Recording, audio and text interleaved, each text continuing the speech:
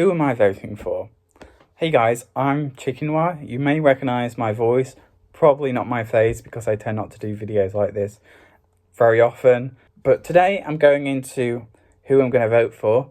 The reason I do this video is because I don't want to preach to you and say this is who you should vote for. I never try and do that on my channel. Instead, I'm trying to do change my mind type of video so that you guys can debate with me, introduce new things to me that help persuade me to vote a different way, and also just to have a conversation about it all and to express my view. I've been making videos on this channel for 2 years now, since 2017 election was when I started the politics on this channel. And I've been going strong talking about Brexit pretty much all the way through till now. So the polls right now are showing that the Conservatives are ahead. Some of them show 10 points, 15 points ahead. Others show 6 points ahead. It's looking like we're going to have a Conservative victory, or at least a hung parliament where the Conservatives have the most seats. It could be either of those. So I want to start by getting to know me, who I am, and my voting history. So let's go back to 2016. It's a beautiful summer's day outside Westminster, Parliament Square. Sun is shining, the grass is green, everybody's out in their shorts, their shirts, and it's a beautiful day. And there's a bunch of flowers all over Parliament Square and a picture of Joe Cox. This was before the referendum. Remember, Joe Cox was killed campaigning for the referendum by Britain First. And so there was a memorial, number of flowers and a picture. And of course, I went up to this memorial, paid my respects, had a look at the flowers and some of the messages. And then all of a sudden, in the midst of terrorism, ISIS, the attacks in Syria, and the ongoing terrorism throughout America and Europe, I see a load of police cars coming down from Westminster Bridge. Go, woo, woo, woo, woo, woo, woo. An ambulance, and I look like more than usual. I know there's a lot in London, but this was more than usual. So I'm there thinking, oh crap, where do I hide? Where do I run to? And I'm looking for alleys and things to kind of run away in case I suddenly see a terrorist running down the street with a machine gun or something. And then I suddenly get this flash, this massive flash in my face. I'm like, what was that? Was it an explosion? Was it, am I dead? What's going on? And then another one, flash. I'm like, what on earth is going on? And then flash. And then suddenly all these people surrounded me. And then I was like, are they running away from the terrorism? Who are these people? And then I realized they all had cameras. And it was the paparazzi, right? The journalists. Video cameras, photograph cameras, people with little notebooks, all sorts of journalists crowding around me. I'm like, by this point, I'm really confused. First, I thought they'd been there to see me, because and I was like, I felt like a supermodel, oh yeah, take a picture of me. But then all of a sudden, along comes the entire Labour Party, not the shadow cabinet, not John McDonnell or Jeremy Corbyn or Diane Abbott or those people. It was people like Hilary Benn and Jess Phillips, and Keith Vaz was there, and the other guy, I can't remember his name, it's Ginger, that applied to be leader. They were all there. They come to pay their respects to this memorial for Joe Cox. When you're there, you kind of get a very good sense of which MPs you always see in front of the cameras and which MPs you don't really ever see. And of course, the ones that you always see in front of the cameras tended to be more attention-seeking. For example, when Jess Phillips knelt down to pay her respects, she knelt down And then she looked up at the cameras, and then she paid her respects to Joe Cox, almost as if it kind of wasn't genuine. I don't like to say that, but it didn't. You get a sense of the people that fake it to make it when you're in that situation right next to them, and when you know the cameras aren't quite on them. But anyway, I digress. Standing there, seeing the whole Labour Party, you kind of get this huge sense of, like, power, right? Because you know that most of those people represent pretty much half the country. Yeah, and I remember I was wearing red pants at the time, and Hilary Benn was looking at me, and I was just like, because for some reason he obviously thought I was some kind of Labour person with my red pants on, and I just kind of walked away casually, just as he was talking to journalists. And if I'd have had this channel back then, I would have made like a video, maybe done some interviews or something. But it was completely spontaneous. And so that happened. And then along comes the EU referendum itself.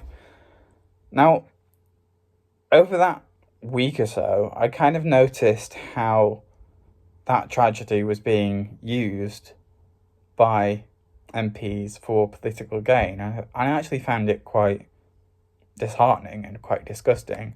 And I sort of felt like the establishment wasn't ever going to listen to the public unless it came with this kind of Tory or Labour brand, right? So you're either on the left or you're on the right. You're either for spending and creating a deficit, or you're for austerity and privatization and those kind of things. And I felt like this was the one chance that I ever had. This was my first ever vote, by the way, to say, no, screw you to all of that. This is my chance to change things, to address my frustration, to address my annoyance with the establishment of the EU, because at the end of the day, the refugee crisis was going on, the Greece debt crisis happened, and I didn't see any real benefit the UK had from the EU. Now, I've noticed since then that there is a huge difference between the south of the UK, the north of the UK. The north of the UK, of England in particular, does not see any fruits of whatever Britain creates or whatever the EU creates. The south of the UK does, right? So that's why you're seeing this kind of difference in Leave, Remain areas. I voted Leave, right? And that's when I started to get really interested in politics, and that's when I started continuing to make these videos about Brexit on YouTube. And I had most success this summer talking about the situation in Northern Ireland and why it is that it's so difficult to leave the EU and still have this open border in Northern Ireland.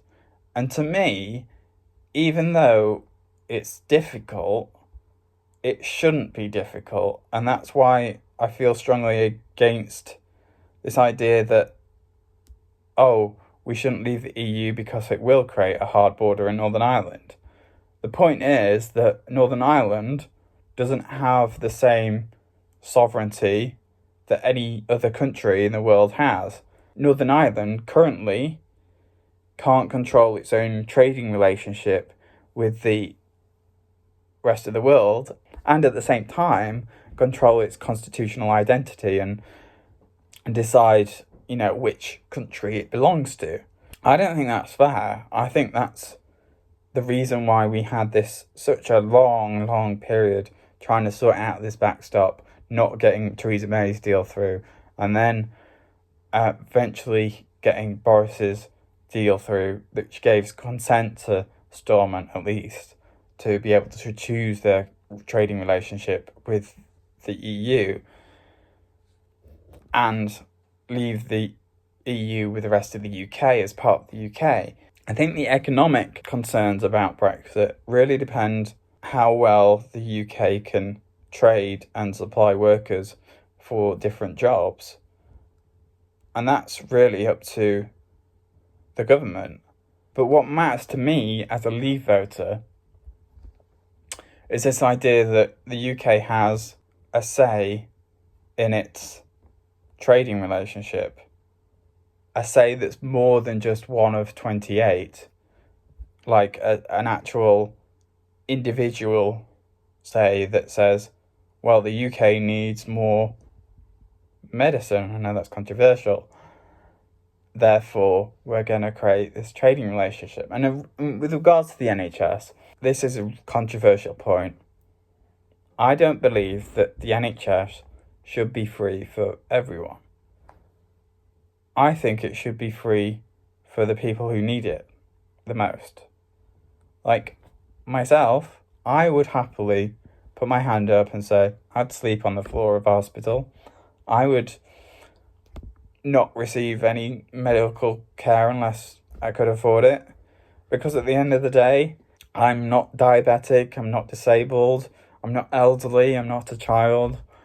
I don't need it as much as those kind of people do. So why should it be free for me if it's also free for them, and yet they're taking the strain because there's so many of my generation and so many of immigration, and migration is still really high, by the way, which is another reason I voted Leave. Why should all that simply the quantity of people put a strain on the quality of care when it should be the quality of people putting a strain on the quantity of care? So if you're worse off, you get it easier, and if you're better off, you get it harder because you can afford it, right? The NHS is fundamentally a good idea to me, but I don't understand why we can't find a way of funding it that doesn't involve huge amounts of borrowing during a financial crisis or huge amounts of debt or taxation that the Labour government are promising, or the austerity that the Tories led us through that made it such a poor service to what it used to be. Really, I think the public has to be willing to take some cuts in order to increase the spending and the opportunities for those who really need it, those with cancer or those with Alzheimer's or those with dementia or those with leukemia, or, it's that kind of funding that needs to be put in, not free dental care or free or new hospitals or anything like that, I believe. But there isn't really a party out there that represents that view. And with regards to immigration, it's not racist to want to control immigration, right? And I think there's way too much stigma about people that are anti-immigration in particular, because they're then seen as racist or xenophobic, or that's not the case. Like, this country enjoys the fruits of many foreign workers, but there needs to be a greater limit on the number of people that can stay here and use British resources for free, like the NHS, like our education systems, like our housing, for example. And Brexit has therefore made these really huge divisions in the UK between Leave on one side and Remain on the other. And those divides have not come together because people can't see the benefits or flaws in their own side. Remaining in the EU isn't automatically going to be like this paradise of, suddenly everything's over. No, it's going to be a really painful process of trying to get us to remain in the EU. And then when we eventually do remain in the EU, there's going to be a load of angry people that goodness knows how they will vote or what they will do to protest that, to express their anger. And it could be a far-right party gets in charge, or it could be we end up with a forever having hung parliaments, or it could be all sorts of crazy stuff that means that the divides in this country never really get solved.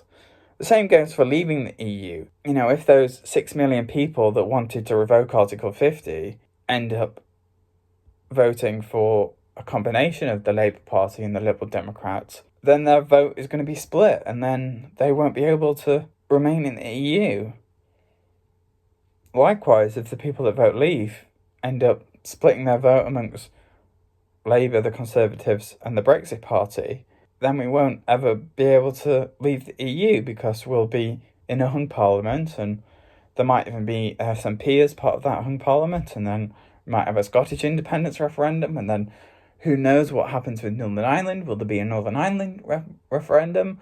And then there'll be loads of deliberation in Parliament about how to have that referendum, and what question, and what answers, how many answers, and what do we do if the margin is 3 or 4%? Does it apply to all the countries of the UK, or just, it goes on and on and on and on. And the problem with Brexit is not Brexiteers. It's the fact that the country voted 52-48.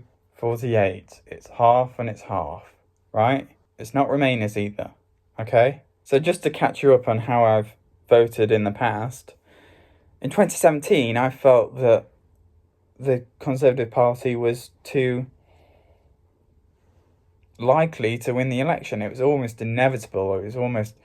People were saying it was going to be a rigged election, and that the Conservatives were kind of going to walk away with it. And Theresa May, there was loads of videos going out that said that were on about Theresa May not wanting the election, and then it turns out that she called the election, and then that made people very angry. And then, of course, the dementia tax happened. The Labour Party had this very good slogan, "Oh, Jeremy Corbyn."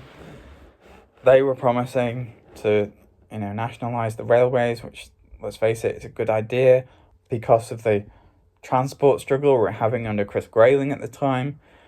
Jeremy Hunt was Health Secretary, and of course we had the winter crisis in the NHS.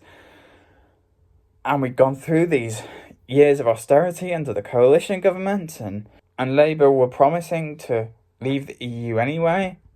And so I just felt like I should protest my anger against the years of ongoing headache with the Tory government, and vote for a Labour government that would at least be a change, even if I didn't agree with the Labour government in general. The Labour government, for me, was a party that created the Iraq War and created the deficit, and, were in charge during the expenses scandal. And you could say Gordon Brown, with his bigot comments, ultimately created this kind of rising insipidness amongst kind of the left of politics.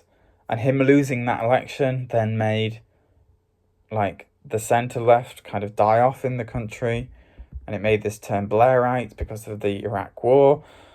And if it wasn't for Gordon Brown losing that, the Labour Party wouldn't have gone as far left as they are now. And, I supported the Labour Party back then because at least they were an alternative that I felt I could vote for, because they were at least going to deliver Brexit, right? They had a solution that involved a customs union, which meant you didn't have to have a hard border on the island of Ireland. And then came the European election. Now, by this point, Theresa May had a deal rejected 3 times. She'd sat down with the Labour Party, and the Labour Party had refused to do a deal with her because they thought that she was going to change soon anyway, and lo and behold, she did. Tory infighting about a second referendum meant that she was pushed out of office. But before that, we had this EU election, which was kind of pointless because the Tories were promising to pass a deal and try and leave the EU as soon as we could. They just couldn't pass a deal. So we had this EU referendum because the clock ran out. And I just sort of felt, well, Labour have been voting against this deal, delaying things, not being helpful to the entire situation, being very political and not doing politics rather than doing what's best for the country. The Tories are divided about Brexit, and let's face it, their deal wasn't worth the paper it was written on as long as Northern Ireland didn't have a say in its future trading relationship. Then it's not worth the UK leaving the EU, especially since the UK couldn't then decide its own trading relationship with the EU unless this Northern Ireland situation was resolved, and it just didn't seem right to put Northern Ireland under that much pressure and vote for the Conservatives. So I felt that in order to deliver Brexit and to kind of protest against the entire election itself, because it was a pointless election, I should vote for the Brexit Party. And so I did. And I understand that the Brexit Party had no manifesto and they were for a no deal, which I'm not particularly for. But they offered me a chance to at least protest and say, this is a stupid election anyway. Why are we doing it? And then we come to this election today. So the working class of today is very different from the working class of yesteryear. Yesteryear, the working class was kind of miners who were generally northern and male and white. Today's working class are electricians and plumbers and nurses, and they're from all kinds of different backgrounds, and people that live in big families and the disabled. And it's a very different kind of working class today than it was in yesteryear, and that's probably why you're seeing this Labour split now between the socially liberal side of Labour and the socialist side of Labour, where you've got these two sides that can't agree.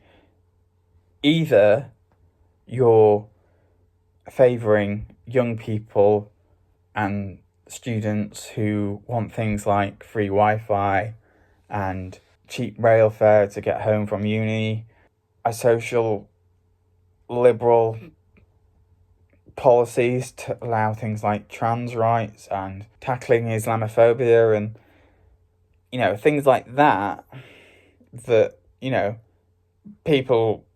older people might describe as woke, or therefore this kind of older generation. The younger generation, by the way, favours remaining in the EU. There's older generation who favours free speech and leaving the EU and improving the roads, improving the NHS. And let's face it, that's probably why Labour aren't doing too well at the moment, right? They are the working class party. But they're offering policies like the free broadband, for example. An electrician, a plumber, they don't need free broadband unless it's for leisure purposes, right? But a student, they needed free broadband to do their exams. Or somebody that's more kind of middle class, they need free broadband to do kind of their whatever middle class internet officey job, right? A working class like builder or hard labourer, they don't need the Wi-Fi quite as much. But yet they came up with this huge policy, free broadband for everyone. Cheap rail fares, again, the people that use the trains these days tend to be more middle class. I've been on trains.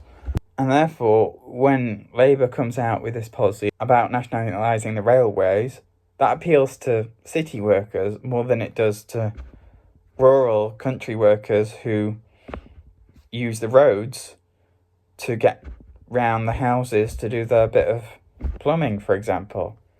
And likewise, when the Labour Party offers free electricity and gas, those working class electricians and gas technicians, they're thinking, well, hang on a minute, is that going to put me out of a job?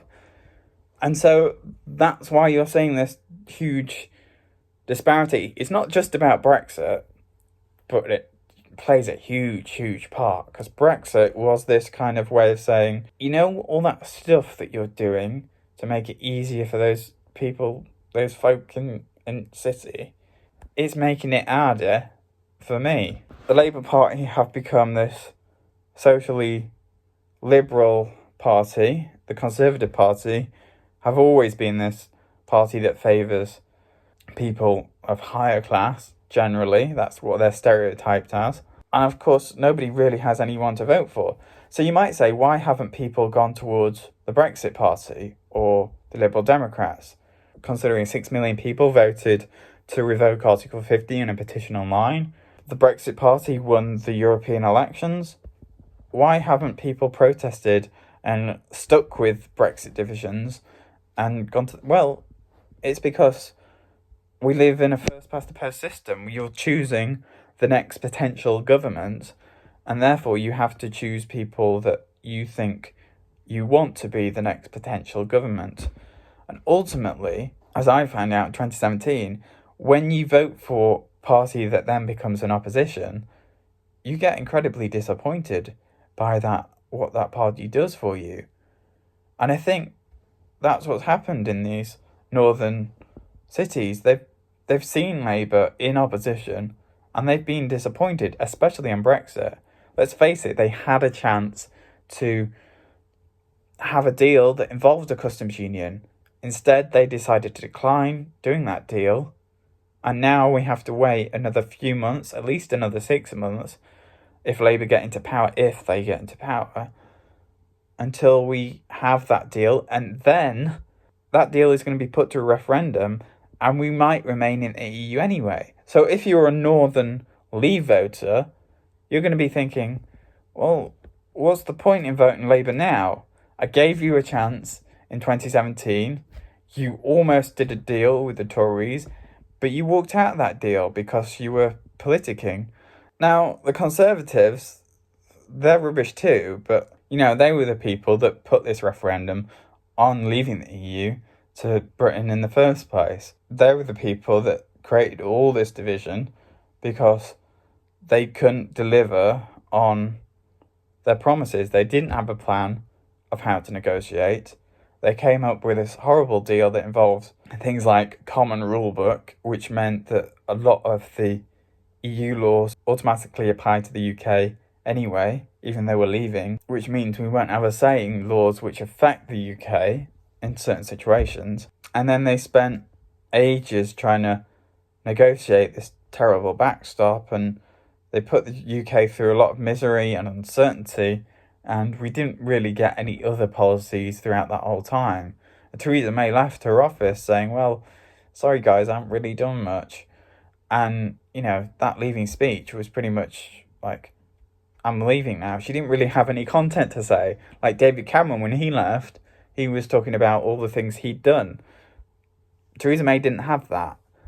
And, you could blame the Labour government, but the Tories are also to blame for their divisions in the party. If they'd have just got together and said, right, whatever you come up with, we're going to back.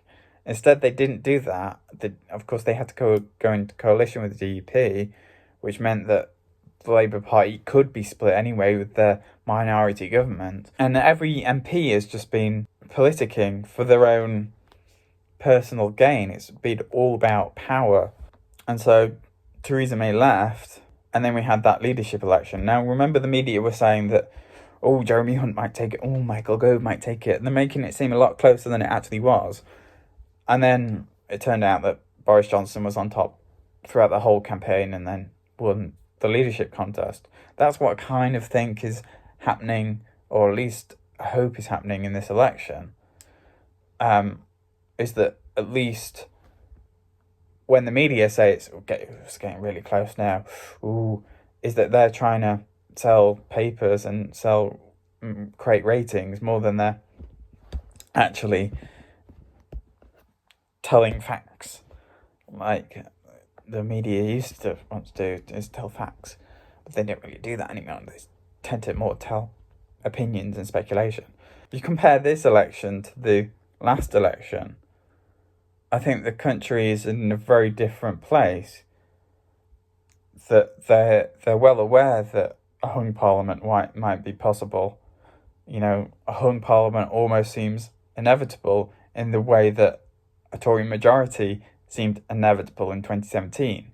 Therefore, the electorate sort of don't play that game and try and avoid the expected result. Labour have tried to kind of buy this game of vote for us and you can get radical spending and we'll change the country and we won't be the Tories and we'll be different and we'll be better. Looking at history, we've had Tories, we've had Labour, we've had Tories, we've had Labour. We're due a Labour government.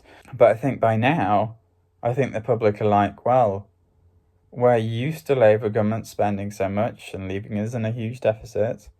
We're used to Conservative governments creating austerity and making us all feel a bit worse about things. We're not going to play this game. And I think that's what you're kind of going to see. But mostly it's about Brexit. I think the reason why the Conservatives are polling so well, or at least better than Labour, is because the Tory manifesto was very kind of thin on the ground. You vote for us and you get the withdrawal agreement passed through Parliament. The Labour Party manifesto was very complex. First of all, it came with the condition of all this nationalisation and socialism and all this spending. And then it said on page 87 of their manifesto, oh, by the way, we will try and negotiate a deal with the EU and then we'll put that into a referendum in which you decide whether you want to remain or leave with our deal only. And then the Prime Minister, Jeremy Corbyn, will remain neutral. And by the way, we might have a Scottish referendum by 2021 if it's a hung parliament. And it's looking like it might be a hung parliament right now. So that leaves me to believe that the public will try and avoid that. And they don't want to remain on the condition of socialism or leave on the condition of socialism. They don't really want to leave on the condition of the Tories either. But there's more majority that just wants to see this entire chapter in the Brexit process end. I'm predicting it might be a Tory majority. As for who I'm voting for, well, I've sort of felt like Jeremy Corbyn has not been the leader I expected him to be. He's not been strong on the whole anti-Semitism crisis, and I think it's awful the way he's handled that. He's not been decisive on his Brexit stance forever. I think if you look back to the EU referendum, even back then he was very reluctant in campaigning to remain in the EU. He's not been very good at Prime Minister's questions. He's not been very uniting. His momentum in the party is a very controversial and divisive movement that's not particularly representative of me. For example, right, over the summer, I started making videos about Tommy Robinson, right? And I really regret making those videos, but I was making them in a way to try and engage with that community, to say this man is not quite the Messiah that you think he's going to be. To be critical. And you'd be surprised at the amount of nasty comments I received on those videos and just hate, and just from trying to look at it logically and say, well, Tommy Robinson is a criminal. What do you expect me to say? I've looked at the evidence, I've gone through everything, and I've concluded that he was committing a crime. But these people just deluded in their thinking that because they have this opinion that he was doing the right thing, that therefore I'm always wrong, no matter what the facts. And that's what I've kind of seen from supporters of Jeremy Corbyn, especially on Twitter, which has been very aggressive, very nasty, very There was one post I saw the other day that had Jeremy Corbyn. It was an anti-Jeremy Corbyn supporter who had a number of posters on his front door. And the comments underneath were comments like, oh, I bet this man's a criminal. I bet this man his cat doesn't have a litter tray. I bet this man is unemployed. Or he's probably got mental health issues, definitely. Those are the kind of comments, and I thought, how disgusting that you're just looking down on somebody just because he doesn't agree with your opinion, and you're making this huge stereotype that's not even sympathetic to the working classes anymore, or people with mental health issues, or anything like that, just because he's anti-Corbyn. I mean, that was just a person who would put a number of anti-Corbyn posters on his front door. There's loads of name-calling in politics now, loads of nastiness, loads of things like, just because you don't agree with me, I'm therefore right to be a little bit aggressive with you, or even a lot aggressive with you. And it started as a kind of fun joke, a fun way of engaging, like, yeah, like Jonathan Pye sort of like, yeah, you got them. And now it's sort of become more, you're just not showing respect to the fact that that person has as much right to put a cross in any box they wish to put a box in as you do. You know, that's just echo chambers on social media that I've seen that I don't like. There was one woman I've talked about on this channel before. Her name is Secret Sources, and she came out with these. I mean, I initially sort of started talking about her because she was slightly critical of Tommy Robinson. I thought, oh, she's slightly critical. But then she started making these awful anti-Semitic videos. And you get all these followers saying things like JewTube and horrible things like that. And it's disgusting the amount of the underbelly of hatred that there is in this country. And what it's doing is it's just isolating people into delusion, essentially. But I also saw this other post on Twitter from another Corbyn supporter, and it said, it was a mock voting paper, and it said, why are you voting Tories? Either you're delusional, or you're a sociopath, or you're stupid, or it had a number of like options that were derogatory to Tory voters. And I just thought, if you look down on people like that, like, no wonder you're losing the election. You're not going to be able to engage with people like that. You're not going to be able to reach out to people and change their minds. You're not going to be able to heal the divisions of the country. It's not constructive to anything. It's not useful to anyone.